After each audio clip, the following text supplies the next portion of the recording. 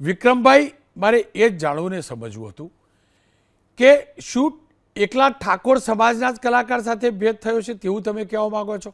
કારણ કે જુઓ, ચૌધરી સમાજના પણ અનેક કલાકારો છે, પટેલ સમાજના પણ અનેક કલાકારો છે, બ્રહ્મ સમાજના પણ હશે, રાજપૂત સમાજના પણ છે. તો તમને જ કેમ લાગ્યું કે ઠાકોર સમાજ સાથે ભેદભાવ કરવામાં આવી રહ્યો છે? જ્યારે વિધાનસભામાં કલાકારોનું સન્માન થયું, બહુ સારી વાત છે, કેમ કે બધા મોટા મોટા કલાકારો હતા. અને મેં સોશિયલ મીડિયા પર એના વિડીયો જોયા, ફોટોઝ જોયા, અને મને લાગ્યું બરાબર છે ભાઈ, શંકરભાઈ ચૌધરી એમને બોલાવ્યા હતા. અને સારી વાત છે, એમના નજીકના સંબંધ છે, એમના મિત્રો છે, બોલાવે, એમાં કોઈ ખોટું પણ નથી.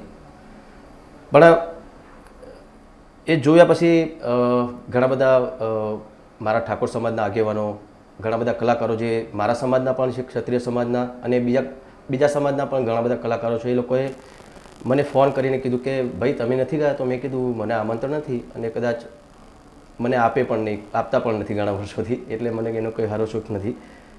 તો પછી એમણે કીધું કે તમને તો નથી બોલાવતા, બરાબર છે, પણ આપણા સમાજના કલાકારો કેમ નથી એમાં? મેં કીધું બરાબર છે, તો જેવું હોય. પણ એ લોકોએ કીધું કે ભાઈ તમે તમારા માટે તો નથી કશું બોલતા, પણ આપણા સમાજ, ક્ષત્રિય સમાજ, ઠાકોર સમાજના કલાકારોને પણ આમંત્રણ નથી હોતું, તો એના માટે તમે તો કંઈક બોલો. અમે તો કશું નહીં બોલી શકીએ. સરકાર, ભાજપ સરકાર છે, એ તમને ખૂબ પ્રેમ કરે છે. એમ કહું હા, કરે છે, હું પણ બહુ પ્રેમ કરું છું એમને.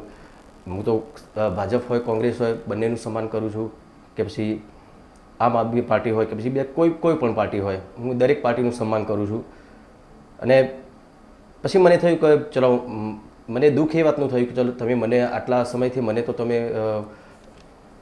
સન્માન મારું કરતા હોય કે ના હોય, એનાથી મને કોઈ ફરક નથી પડતો. કારણ કે અમે તમારું સન્માન કરીએ છીએ, તમે અમારું સન્માન કરો ના કરો, એનાથી બીજા કોઈને કોઈ ફરક પડવાનો નથી,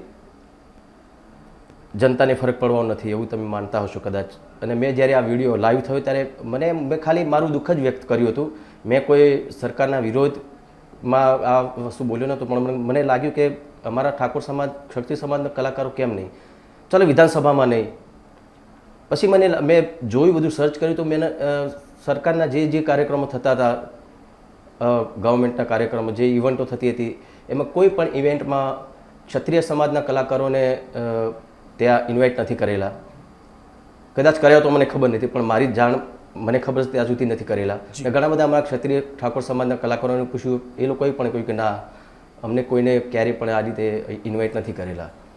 સાથે મારા ખ્યાલથી સરકારશ્રીની પણ ખબર ના, કે એમને આખા ગુજરાતનું કામ હોય, બધું સંભાળવાનું, એટલે ખાલી કલાકારોનું એકલું એ ના સંભાળી શકે, એ સ્વાભાવિક વાત છે. તો એમણે કોઈ મીડિયેટરને આ કામ સોંપ્યું છે, જે કમિટીવાળા છે એમણે.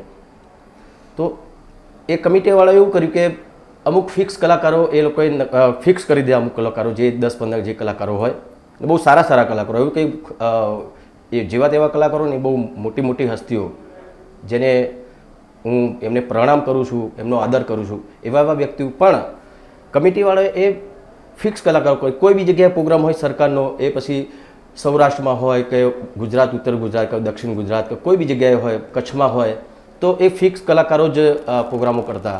તો એ પણ મેં જોયું, તો મને થયું કે આવું કેમ? ગુજરાત સરકારે તો દરેક જ્ઞાતિના કલાકારોને સરખું સન્માન આપવું જોઈએ ને. તો આ વચ્ચેવાળા ખાલી જે લોકો છે, એ લોકોએ આટલા લોકોને કલાકારો બધી જગ્યાએ પ્રોગ્રામ કરે, તો ક્ષત્રિય સમાજની તો વાત આવી જ, પણ સાથે સાથે બીજી જ્ઞાતિના પણ ઘણા બધા કલાકારો છે જેમને પણ આ વાતનું દુઃખ હતું. તો એ લોકોએ બી મને કીધું કે ભાઈ આવું કેમ? એટલે પછી મેં આ અવાજ ઉઠાવ્યો.